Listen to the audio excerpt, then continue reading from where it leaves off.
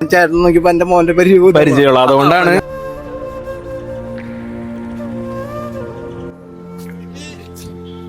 ഒരു ചായ മേടിച്ചോ? എന്റെ കയ്യില് പൈസ ഇല്ല, ഒരു ചായ മേടിച്ചു പൈസ ഇല്ലാട്ടാ.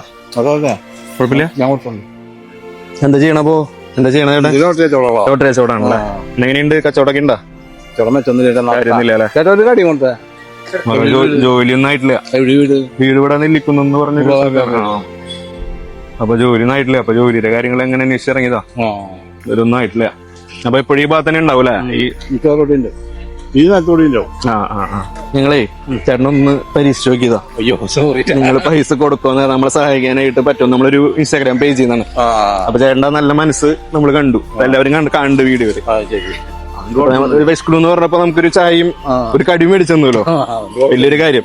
അപ്പൊ നമ്മുടെ ഭാഗത്തുനിന്ന് ചെറിയൊരു സഹായമായിട്ടോ ചെറിയൊരു എമൗണ്ട് ചേട്ടന് തരാനായിട്ടോ. അയ്യോ ചേട്ടാ, ആ ചായ മേടിച്ചിടാൻ കാണിച്ച മനസ്സുണ്ടല്ലോ, ആ മനസ്സിനാണ് ഈ പൈസ.